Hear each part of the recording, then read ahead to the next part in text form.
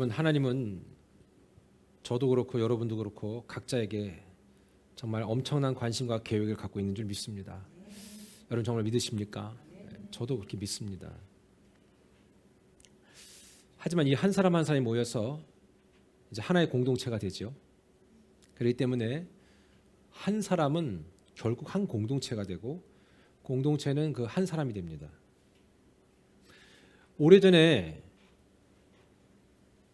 오래전에는 영적인 리더나 혹은 사사, 왕들이 그 역할을 감당했다면 지금은 각 나라의 대통령이 관여하는 게 아니라 교회 리더가 그 일들을 감당하고 있다라고 이해할 수 있습니다. 그렇기 때문에 이 말은 교회나 개인이나 가정이나 모두가 다 그 한 사람의 리더를 통해서 결국 한 가지 컬러로 가게 돼 있다라고 얘기하는 것이죠. 여러분 각 가정도요, 누군가 그 리더십을 발휘하는 사람이 있습니다. 그게 아버지일 수도 있고 엄마일 수도 있죠. 엄마나 아버지가 그 역할을 못하는 사람일 수도 있습니다. 근데 중요한 건 어느 가정이든 누구 그 한 사람이 있습니다. 교회도 한 사람이 있겠죠. 목회자가 될 수 있겠죠. 대표적으로. 그래서 그 공동체를 정해진 컬러를 가지고 이렇게 함께 이끌어 간다라는 느낌을 우리가 볼 수 있습니다. 가정 같은 경우에는 어떤 가정은 철저히 말씀 중심적인 가정이 있습니다. 반대로 어떤 가정은 대개 세속 중심적인 가정이 있을 수 있습니다. 이게 우리 뜻대로 안 되죠. 그런데 우리의 뜻대로 안 되지만 우리가 얼마든지 그렇게 할 수는 있습니다. 성경에서 무언가를 제시했다라는 것은 불가능하거나 전혀 가능하지 못한 문제들을 우리에게 제시하지는 않습니다. 생각해 보세요. 불가능한 것들을 성경에 기록해 놨다면 웃기지 않습니까? 우린 그걸 또 읽고 불가능한데 읽고 있어. 전혀 이루어질 수도 없는 것들인데 읽고 있어. 그러면 여러분 그거 얼마나 시간 낭비예요. 그냥 드라마 보는 게 나아요. 영화 한 편이나 그게 나아요. 그런데 성경에 나와 있는 모든 얘기는 100% 사실이고 그것이 그렇게 이루어질 것을 믿는데 믿으십니까? 그런데 그런 믿음으로 성경을 읽고 그대로 한번 해보는 거거든요. 오늘 말씀은요, 개인은 곧 가정이고 개인은 곧 교회고 개인은 곧 국가가 될 수 있다라는 그런 개념으로 이해할 때에 가능한 설교예요.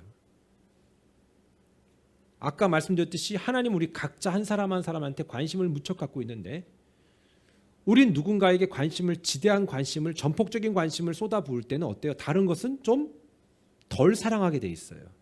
그렇죠? 자녀가 많아도 그 각각 자녀들마다 어때요? 관심 정도는 조금 차이는 있을 수 있겠지만 똑같이 사랑하거든요. 그런데 제가 볼 때는 요즘 부모들은 또 그렇지 않은 것 같기도 해요. 반대로 요즘 자녀는 부모를 그렇게 보지도 않아요.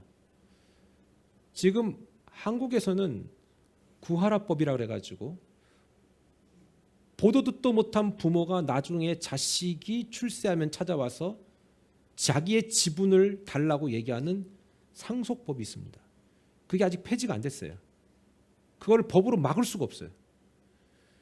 엄마로서 아빠로서 보통 때는 거들떠보지 않다가 이제 와서 엄마의 권리와 아빠의 권리를 주장하는 정말 못돼 먹은 부모들도 너무 많습니다. 지금 그 법을 폐지하자 아니면 보완하자 말이 많습니다. 저도 그것이 폐지되거나 보완됐으면 좋겠어요. 책임도 지지 않았으면서 책임진 것인 양 자기의 베네핏을 가져가려는 모습은요, 어때요? 그건 나쁜 부모죠. 반대인 경우도 있죠. 자식들이 평생 동안 쳐다도 안 보다가 돌아가시면 자기 집은 찾으려고 하는 자식들도 많아요. 그러니까 이런 가장 기본적인 것들이 기본이 이루어지지 않은 시대 가운데 살고 있기 때문에 이게 다 엉클어지고 망가진 거예요. 자, 그러면 보세요.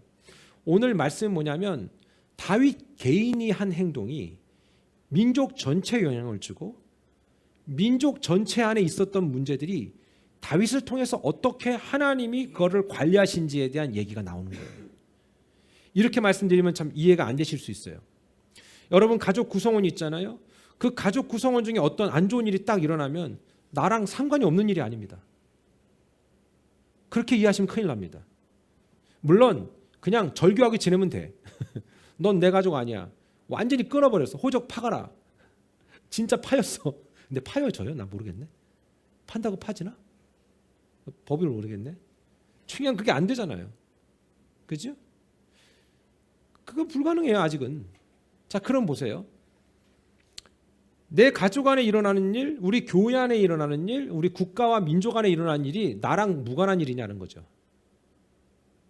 우리 그럴 때 있잖아요. 목사님 내 아내가 너무 말을 안 들어요. 내 남편이 너무 말을 안 들어요. 그건 앞뒤 안 맞는 거라니까. 하나라니까 하나. 왜 자꾸 잊어버리세요. 하나라는 생각이 없고 그 개념이 없기 때문에 항상 어떤 일이 일어나도 내 문제는 아니고 제 문제인 거예요. 그런 사람들은 평생 그 문제가 해결이 안 되는 거예요. 여러분 좀 이런 설교를 좀 들어야 돼요. 안 그러면 항상 여러분은 잘 될 줄 믿습니다. 막 이런 것만 들어버리면 뭘 맥락 없이 메칼 없이 뭐 무조건 잘 돼야 돼 우리가. 여러분 잘 되는 게 저주일 때 있어요. 그런 우리 예로 말씀드리잖아요. 여러분 로또 되면 어떻게 되겠냐고. 나만은 안 망가진다? 아이고 그런 생각을 마세요. 100% 1000% 망가질 겁니다. 저는 우리 성도님들이 평생 안 되게 되기를 로또가 100만 불 정도면 망가지진 않겠다, 그지? 네, 그 정도는 망가지지 않겠다. 우리 마지노선 둘까요? 여러분 보세요. 다윗이 어떤 삶을 살았습니까? 인생의 말년이 다가올수록 다윗이 심적으로나 육적으로 지쳐 있어요. 왜 그래요? 이분 많은 거 겪었잖아요. 더군다나 지 자식이 자기 죽인다 그랬고 사울 때문에 평생 도망 다니고 이 사람이 하나님을 믿을 수밖에 없는 이유가 있는 거예요. 하나님을 믿지 않으면 안 되는 이유가 주변에 믿을 만한 놈이 하나도 없는 거죠. 그러니까 상황적으로 하나님만 바라볼 수 없어. 어릴 때는 뭐예요? 자기 주변에 사람이 없었어. 양밖에. 그러니까 하나님만 바라볼 수 없는 거예요. 바라볼 수밖에 없는 거예요. 근데 엄밀히 말하면 여러분 그러면 사람이 없으니까 하나님 바라볼 수 있는 거구나. 아니지요. 그 당시 목동이 한두 명이었겠어요? 그런데 다윗만 왜 하나님의 눈에 띄었어요? 다른 사람 양들 돌보면서 그냥 아니란 삶을 살 때 다윗은 그 가운데서도 하나님 봤잖아요. 그러니까 다윗이 특별할 수밖에 없는 게 환경 상황 탓하지 않았다는 거죠. 그런데 보세요. 다윗이 이런저런 일 되게 많이 겪었어요. 밑도 끝도 없이 사울이 죽이겠다 그러고 장인어른이요 장인어른. 그리고 나중엔 자기 자식이 죽이겠다 그러고. 그러니까 다윗의 마음은 그냥 만신창이가 됐을 거예요. 그냥 걸레가 됐을 거예요. 너덜너덜해졌을 거란 말이지. 여러분은 어떠세요? 여러분 주변에는 여러분에게 기쁨을 주는 사람이 많습니까? 아니면 여러분의 마음을 너덜너덜하게 하는 사람이 더 많습니까? 어때요? 어때요? 다윗이요 잘한 것만 있지 않았거든요. 다윗도 잘못한 게 있었어요. 근데 다윗의 강점이 뭔지 아세요? 다윗은 회개 전문이에요. 회개를 정말 잘해. 그리고 자기가 잘못했을 때는 그 느낌적으로 알아. 그래서 얼른 하나님 앞에 납작 엎드려. 다윗이 그거를 잘했어요. 여러분 하나님 우리에게 탁 마음을 주실 때 있잖아요. 그렇죠? 그 마음을 주실 때 그 느낌 있는 사람들 그나마 그게 감사인 줄 아세요. 다윗이 어떤 실수를 하는 줄 아십니까? 사무엘하 24장 1절에 보니까 다윗이 한 실수가 있어요. 여호와께서 다시 이스라엘을 향하여 진노하사 그들을 치시려고 다윗을 격동시키사 가서 뭐라고요? 이스라엘과 유다의 인구를 조사하라 하신지라. 여러분 다윗이 인구 조사를 하는데 인구 조사가 특별한 조사였어요. 전쟁에 나가서 싸울 수 있는 남자들을 센 거예요. 자, 이게 뭔 줄 아십니까? 다윗이 아무리 생각해도 믿을 놈이 없는 거예요. 오랜 시간 이런 일을 저런 일을 겪으면서 자기도 마음이 불안한 거지요. 많은 영토의 확장이 있었지만 여전히 다윗을 넘보고 있는 주변국들이 여전히 많은 거예요. 그때에 다윗이 불안한 마음에 인구 조사를 해요. 우리 군사력이 어느 정도 되는가. 근데 여러분 이거는 하나님이 싫어했던 문제예요. 다윗, 네가 잘 먹고 잘 산 이유가 너의 능력은 아닌 거라는 거 너 모르니? 너 지금 왜 인구조사했어? 왜 군사력 너가 지금 이거 지금 보는 거야? 하나님이 이 문제에 대해서 싫어했는데 여기 매우 중요한 단어가 나옵니다. 오늘 보니까 하나님이 유다와 이스라엘의 인구를 조사하라 했다는 거예요. 근데 엄밀히 말하면 오늘 이 1절을 초반을 다시 한번 읽어볼게요. 여호와께서 다시 이스라엘을 향하여 모아사 진노하사. 이스라엘 전체의 문제 때문에 하나님이 다윗의 마음을 격동시킨 거예요. 여러분 오늘 설교를 좀 잘 들으셨으면 좋겠는데요. 여러분의 그 가정에 문제가 발생했을 때는, 우리의 가정에 문제가 발생했을 때는 나도 모르게 내 스스로 엉뚱한 행동을 할 수 있다는 얘기를 하는 겁니다. 하나님이 사랑하는 공동체라면, 하나님이 사랑하는 가정이라면 하나님께서 그것들을 고치고 회복하기 위해서 하나님이 그 안에 있는 믿음의 사람들에게 때로는 이상한 엉뚱한 행동을 하게 하실 수 있다, 이 얘기예요. 자, 이게 무슨 뜻인지 아시겠습니까? 하나님은 밑도 끝도 없이 우리가 잘못할 때 때리고 혼내고 망가뜨리는 분이 아닙니다. 하나님은 어떻게든 우리가 좋은 것들을 누리기를 원하시는 분인데 하나님에게 우리가 불순종하거나 하나님의 뜻에 어긋난 삶을 살아갈 때는 혼나야 되잖아요. 안 혼나나요? 혼나야 되잖아요. 혼나신 적 없나요? 저는 숱하게 혼났거든요. 그거는 감사한 거죠. 하나님이 혼냈다라는 건 뭐예요? 내가 너를 사생자로 보지 않는다. 내가 네 아버지다. 이거를 인정하기 위해서 하나님이 우리에게 손을 대시는 거거든요. 다 같이 따라해 보시겠어요? 손댈 때 감사하자. 시작. 손댈 때 감사하자. 근데 솔직히 하나님의 손은 좀 아파요. 많이 아파요. 사탄이 손을 댈 때는 끝까지 죽여버리고, 하나님이 손을 댈 때는 우리가 회복하기를 원하시는 하나님의 과정입니다. 그런데 하나님이 다윗을 너무너무 사랑하시고, 다윗만 사랑한 게 아니라 누구도 사랑하세요? 예, 이스라엘 전체를 사랑하시죠. 그런데 오늘 보니까 이스라엘에 뭔가 문제가 생겼다. 그런데 지금 다윗은, 당장은 다윗의 문제는 아닙니다. 오늘 잘 들으셔야 됩니다. 다윗의 문제는 당장에 하나님이 지적하진 않아요. 그런데 이스라엘 때문에 하나님이 다윗의 마음을 격동해서 하나님이 원하지 않는 행동을 하게끔 해버리는 거예요. 그러니까 여러분이 하나님 보실 때에 아름답지 못한 선택과 행동을 할 때는 분명히 하나님의 이유가 있을 거라는 거죠. 하나님이 밑도 끝도 없이 그냥 혼내고 너 이제 혼 좀 나야겠다 이런 분이 아니라 혼날 만한 상황으로 우리가 연출을 해요. 이해하시겠습니까? 이제 뭔지? 저는 묻고 싶은데요.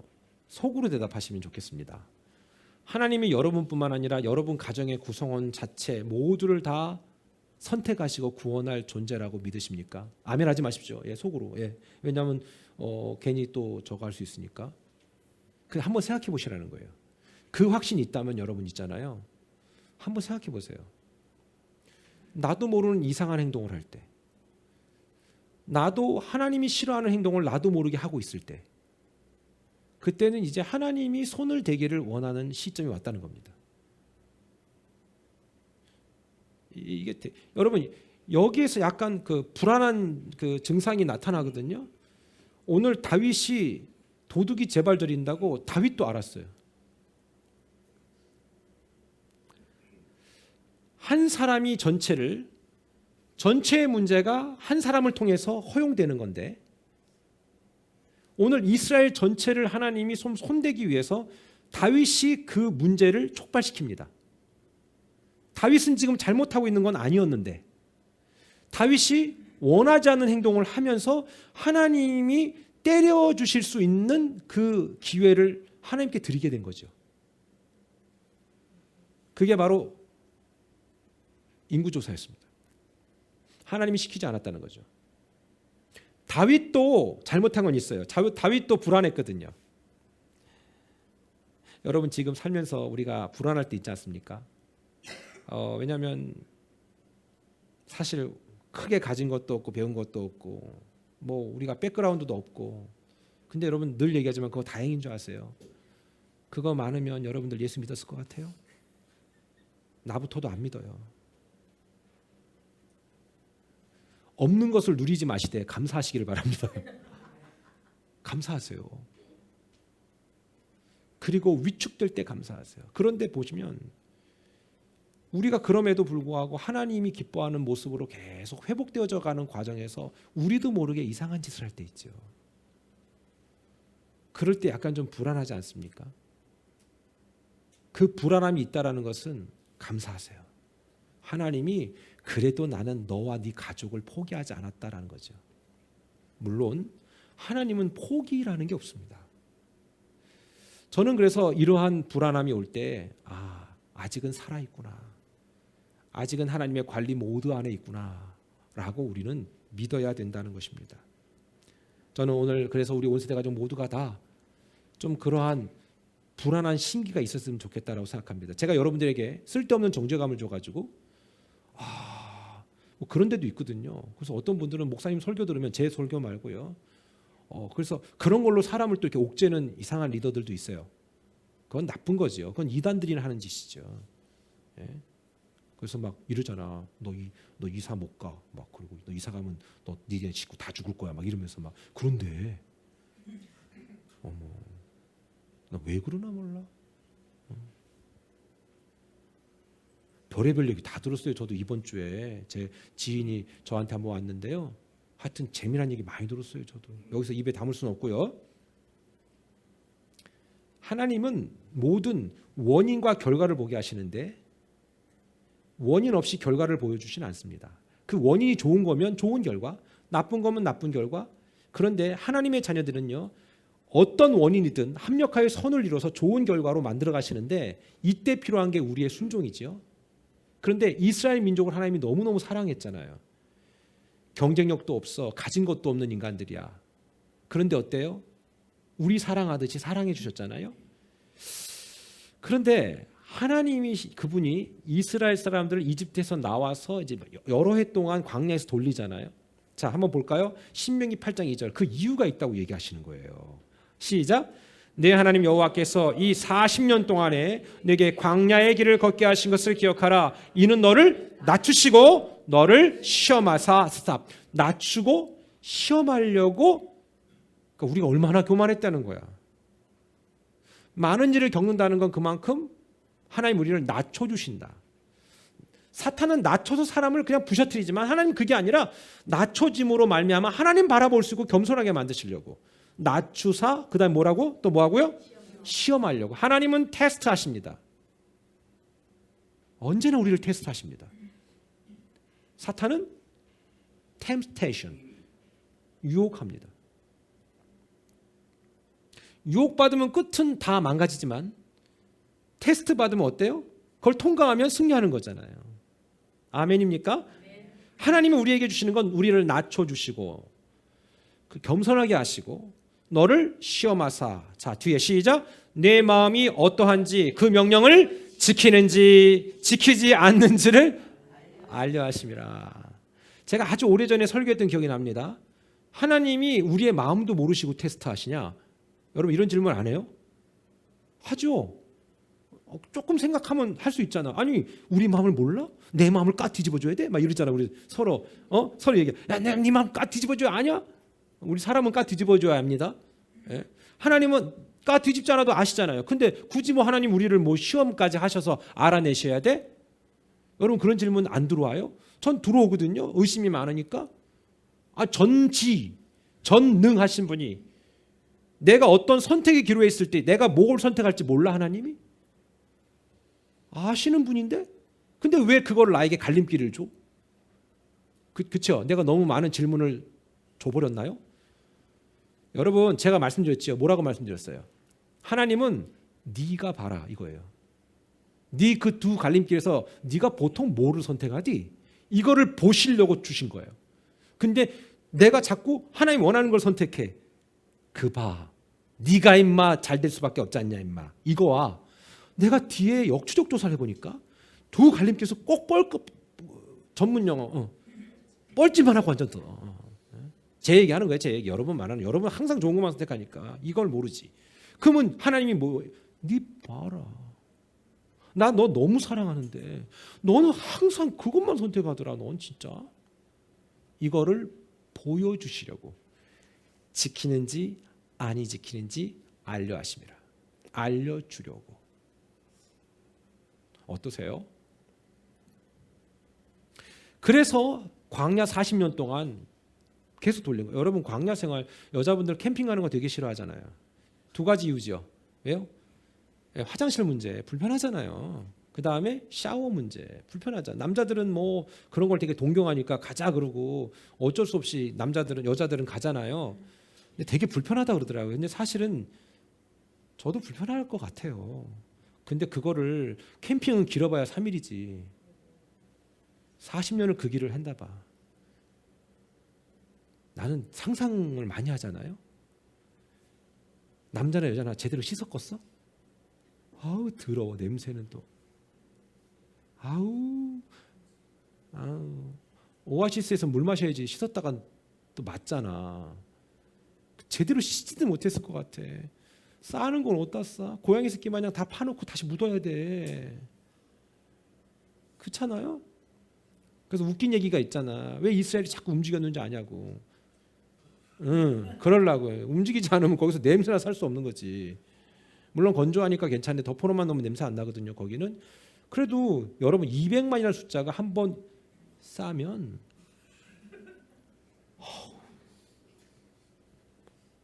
그러니까 이동할 수밖에 없는 거야.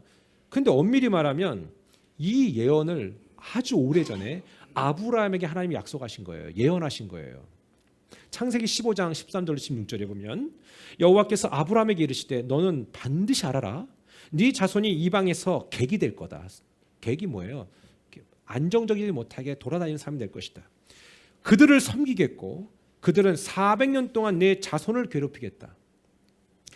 이집트 땅에서 주인 노릇 못하고 마치 손님처럼 거기에서 있다가 올 건데 거기에 400년 동안 있을 거야. 근데 400년 동안 있는 이유가 있다. 하나님 이유를 얘기하신 거예요. 그들이 섬기는 나라를 내가 징벌할 거거든. 그게 어디냐면 바로 가나안 땅이야. 너가 가나안 땅으로 들어갈 거잖아. 근데 내가 거기 땅을 들어가게 할 건데 그 후에 네 자손이 큰 재물을 갖고 나오게 할 거야. 어디서? 이번엔 이집트에서. 이집트에서 너가 모든 재물 다 갖고 나와서 경제적으로 부유하게 할 거고 40년 광야 생활도 이제 있을 거야. 400년 플러스 45년, 40년 이상, 440년. 오 마이 갓. 근데 이게 다 이유가 있다 이렇게 얘기한 거죠. 그러면서 뭐라고 합니까? 너는 장수하다가 편안히 조상에게로 돌아가 장사될 것이야. 네 자손은 4대 만에 이 땅으로 돌아올 거야. 이는 아모리 족속의 죄악이 아직 가득 차지 않았다. 그러니까 뭐냐면 잘 보세요. 하나님께서 이집트에 들어가게 하셔서 400년 동안 여기에 머물게 하시고 여기에서 객이 되게 하시고 나올 때는 큰 재산 갖고 나온다. 그래서 마지막 그때 10가지 재앙 이후에 이집트 사람들이 금은보화 다 모아서 줬잖아요. 무서우니까.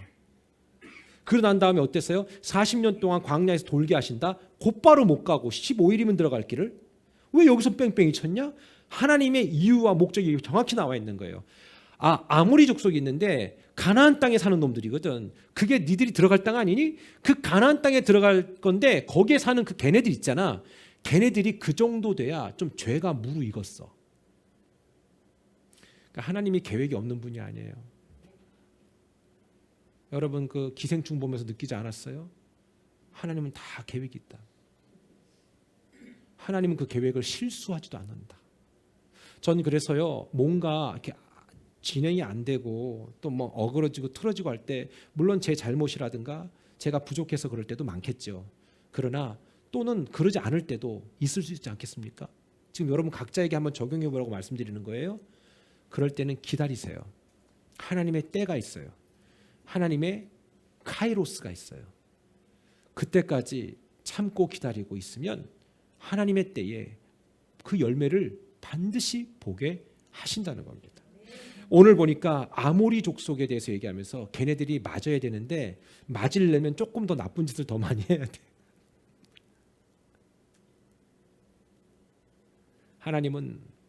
하나님이 선택하지 않은 민족이라고 해도 목적 없이 이유 없이 막 때리지 않습니다. 여러분, 하나님이 여러분과 저를 관리하시는 걸 믿으십니까? 그럼 우리가 뭔가 부족해서 연약해서 우리가 실수할 때도 있지 않을까요? 그럼 하나님이 또 때로는 우리를 징계로 가르쳐 주실 때도 있겠죠. 근데 하나님은 그거를 쌓고 계신다. 근데 이스라엘의 문제가 터져서 이 이스라엘들을 터치하려고 하는데 그냥 혼내면 안 되니까 왕으로서 리더로서 책임감을 갖게 하고 그 행동 때문에 하나님이 원인을 삼아 징계합니다. 여러분, 다윗에게 그런 일이 일어난 겁니다. 하나님은 항상 우리가 믿음 있는 행동을 하기 원하세요. 그래서 히브리서 11장 6절에 보면 믿음이 없이는 하나님을 기쁘시게 못한다 이렇게 얘기합니다. 그렇기 때문에 믿음 있는 우리들은 이 두 가지를 꼭 있어야 된다. 하나님께 나아가는 자는 반드시 그가 계신 것 믿어야 되고요. 또 하나, 그를 찾는 자들에게 뭐한다? 상 주시는다는 것을 알아야 한다. 이 두 가지예요. 여러분, 하나님 반드시 계시는 걸 믿습니까? 그리고 그 하나님이 우리에게 반드시 이 땅에서의 상도 주실 것을 믿습니까? 여기 리워드라는 말 썼지요. 하나님께서 우리에게 리워드를 주신다는 거예요. 그런데 그냥 주진 않는다. 혼날 때도 이유가 있듯이 하나님이 리워드 줄 때도 이유가 있잖아요. 그런 의미에서 여러분 한번 오늘 요즘에 여러분 한번 생각해 보면 어떨까요? 저도 한번 생각해 볼게요. 요즘엔 리워드 받을 기간이 됐습니까? 아니면 좀 혼날 기간이 됐습니까? 저는 모르겠습니다. 하나님은 리워드와 퍼니시먼트 두 개를 다 갖고 있습니다. 저도 하나님 앞에 혼날 때도 있었고 보상받을 때도 있었고 그렇거든요. 요즘에 여러분은 어떤 기간이십니까? 리워드를 쌓고 계십니까? 아니면 징계를 쌓고 계십니까? 그건 자기가 알아요.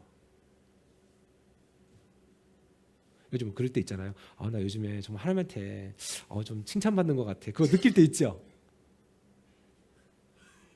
몰라요? 나 진짜 내가 요즘에 좀 그럴 때 있지 않나? 그럴 때도 있잖아. 물론 반대도 있지만 있잖아. 나 요즘에 물론 철없을 때 하는 생각이지 그게 다. 내가 하나님한테 난 너무 잘하는 것 같아. 뭐 이런 거 다 철없을 때 행동이지만 그래도 그럴 때가 있지 않아요? 그래도 내가 나 정말 애쓰는데 나 정말 최선을 다하는데 하나님 알아줬으면 좋겠다. 이럴 때 있지 않아? 있게 되길 축원합니다. 네. 네. 근데 반대로 있잖아요. 불안할 때 있죠. 네, 이러다 홀랑 탄다. 네, 이러다 맞지? 그것도 있거든요. 그게 왜 없겠어요, 사람이. 근데 그게 성경에 다 있더라고. 다윗이 인구 조사를 딱 하고 난 다음에 오 마이 갓. 이게 뭐죠? 이게 뭔 짓이요? 10절에 보니까 이렇게 나와 있어요. 다윗이 백성을 조사한 후에 그의 마음에 자책하고 자기가 한 행동을 아는 거죠. 우리도 절대 우리가 하는 걸 모르지 않아요. 여러분, 애들도 안다니까. 다윗이 알아. 마음으로 자책해. 진짜 내가 뻘짓했다. 불안한 거야. 다윗이 여호와께 아뢰되. 그런데 보세요. 다윗이 장점이 있다 그랬잖아. 내가 이 일을 행함으로 큰 죄를 범하였나이다. 그게 다윗이에요. 다윗은 잘못했을 때 하나님 제가 잘못했습니다.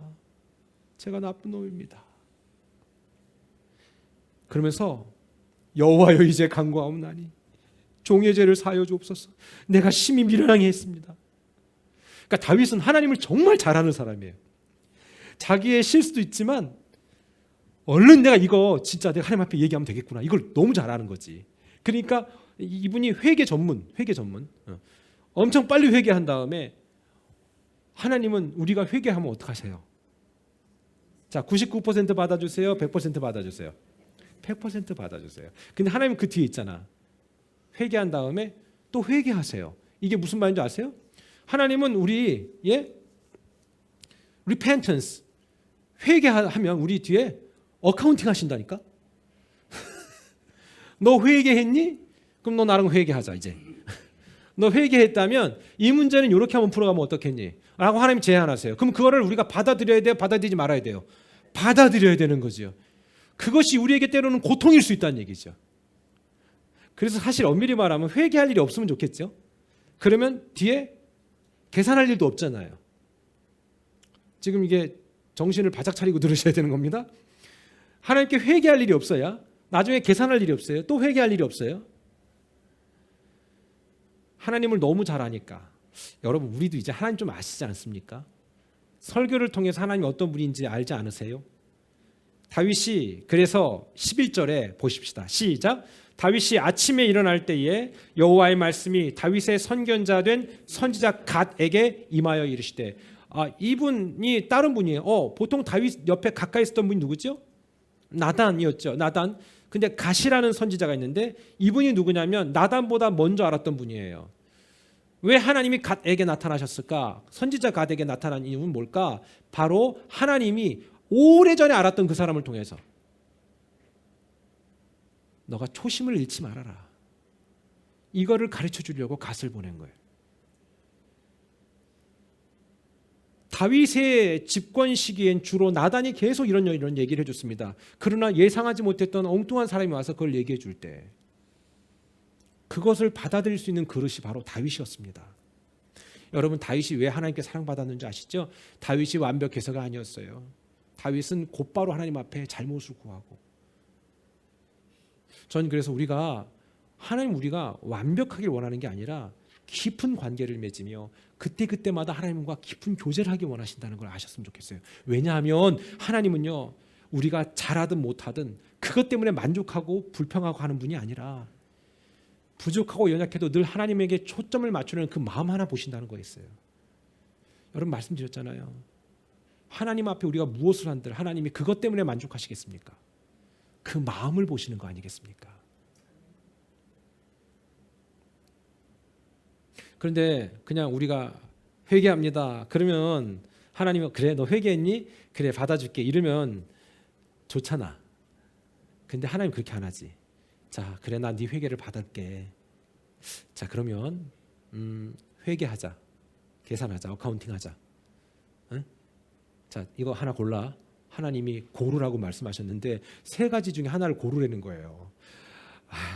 한번 13절 볼까요? 갓이 다윗에게 이르러 아르되 왕의 땅에 7년 기근이 있을 것이니까. 그러니까 7년 동안 기근이 있는 거 이거 넘버 1. 넘버 2. 혹은 왕이 원수에게 쫓겨서 석 달 동안 도망 다니겠습니까? 넘버 2. 넘버 3. 혹은 왕의 땅에 사흘 동안 전염병이 돌게끔 하는 걸 선택하시겠습니까? 여러분 어떤 걸 선택할 것 같으세요? 여러분 왕이라면. 자, 1번 같은 경우엔 7년 동안 경제가 완전히 차단되는 거야. 이거 선택하기 쉽지 않습니다. 그렇죠? 왕으로서 더군다나. 그렇죠? 그러면 7년 동안이 이스라엘에 기근이 있다? 이거 1번 이거 선택할 수 있겠어요? 쉽지 않아요. 2번 뭐라고요? 예, 다윗 너 3개월 동안 쫓겨다니는 거야. 3개월이에요? 3년이에요? 3개월. 자, 이것도 쉽지 않아. 왜? 평생 쫓겨다녔잖아. 내가 또 쫓겨다니리? 이것도 쉬운 게 아니에요. 여러분 누구한테 쫓겨다닌다는 게 쉬운 게 아닙니다. 자 그러면 3일 동안의 전염병 이거 해볼만 하죠? 자 그럼 보세요. 다윗의 죄 때문에 다윗이 이러한 우매한 판단을 해서 인구조사했다고 써 있어요? 아니죠. 이스라엘 때문이라고 얘기하죠. 오늘 설교 제대로 들으면 인생 대박 나는 거예요. 진짜.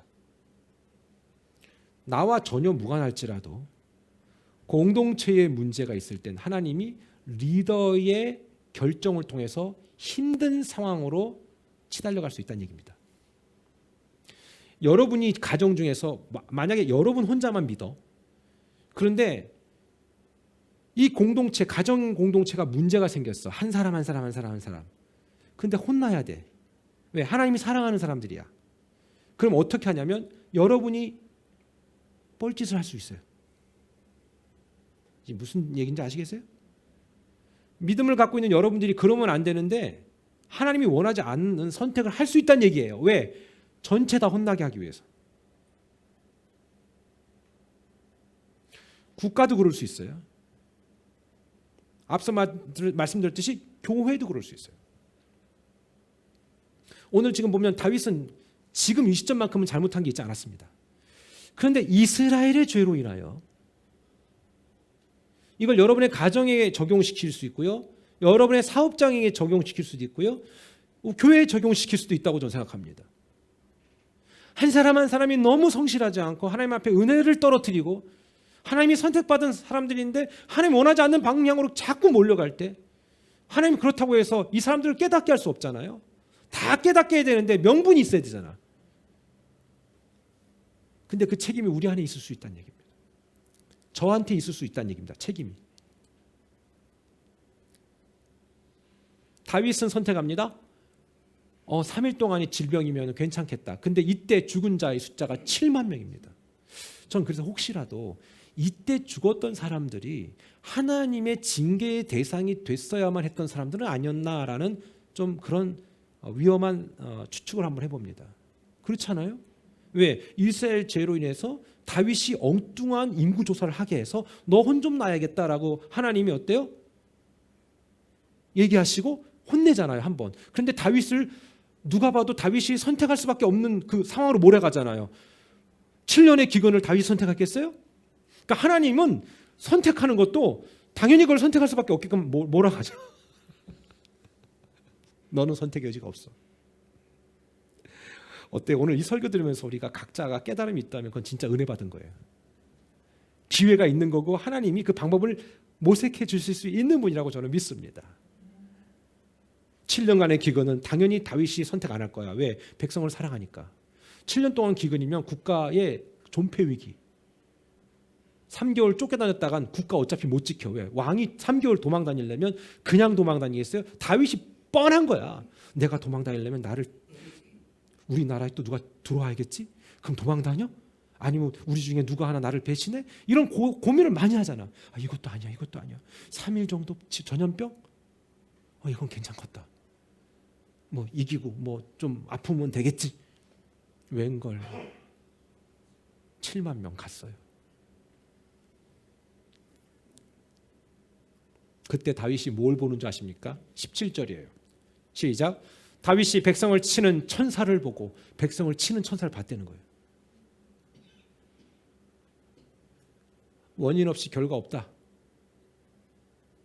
저는 우리 모두가 다 아름다운 원인을 한번 만들어보고 아름다운 결과를 만들어보면 어떨까라는 생각을 해봅니다. 다윗은 백성을 치는 천사를 봤다. 이때 되게 괴로웠어요. 여러분 가정 안에 좋지 않은 일이 일어날 때는요.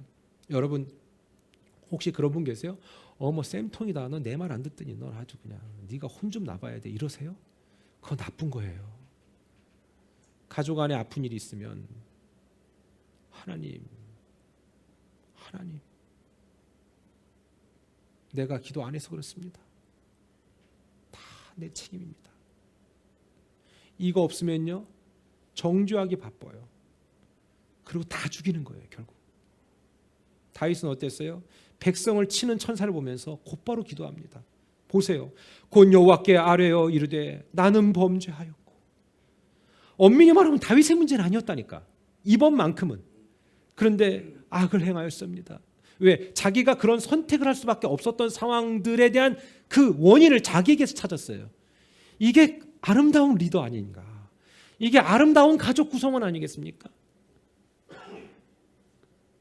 여러분 가족 안에 어떤 안 좋은 일이 있거나 아니면 여러분의 남편이나 아내가 정말로 곁길로 갈 때는 또는 자녀가 곁길로 갈 때는요. 그걸 내 문제로 바라볼 수 있는 그런 은혜의 미덕이 있어야 된다는 겁니다. 하여튼 저건 더럽게 말도 안 들어. 이게 아니라 그러면 안 돼요. 그렇죠?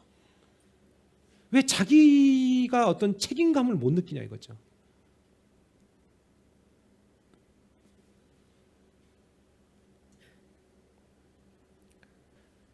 내가 만난 것도 은혜예요.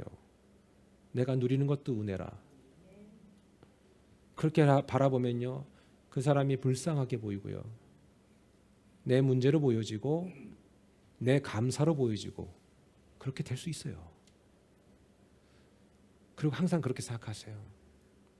핍박이 오고 여러분이 힘든 일이 있을 때 이렇게 생각하시면 돼요. 나 이거 없으면 똑바로 안 할라나 보다.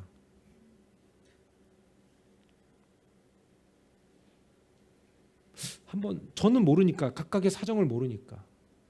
근데 그러다가 이제 시간이 지나면서 내가 하나님 앞에 감사하며 하나님께 영광 돌리는 시간이 길어질수록요, 기억하세요.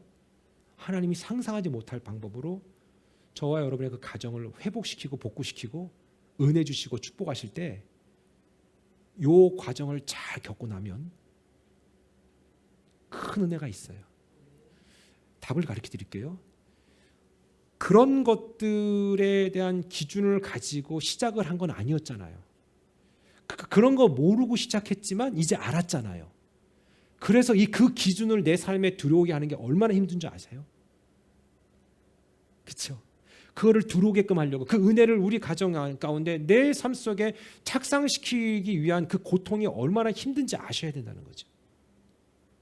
그 고통을 처음부터 받았던 사람들, 그 기준을 가지고 처음부터 시작했던 사람들은 좀 이지하게 가는 거예요.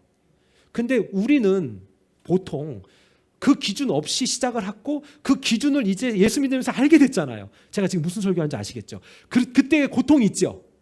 왜? 그 기준과 기준이 충돌하는 고통. 그건 받아들이시라고요. 그걸 받아들이고 감사하면요, 그리고 감사한 마음으로 그 상대방을 이렇게 사랑하고 포용해주면 그전과는 비교할 수 없는 큰 은혜를 겪을 수 있어요. 걱정하지 마세요. 하나님이 여러분을 사랑하니까 그렇게 때로는 이렇게 아프게도 하시고 또는 힘겹게도 하시는 거예요. 사랑하니까. 하나님이 여러분들을 내 새끼니까. 오늘 다윗도요, 너무 사랑했고 다윗이 다스리는 이스라엘도 사랑했기 때문에 우리 이런 거 있잖아요. 우리 한번 맞고 가자, 이거. 우리 한번 맞고 가자. 맞을 땐 아파요. 맞으면 좀 정신 날 때 있잖아요. 안 그런가? 나만 그러나? 그럴 때 있거든요. 여러분, 그 은혜를 우리가 깨달았으면 좋겠습니다. 하나 된 우리의 책임.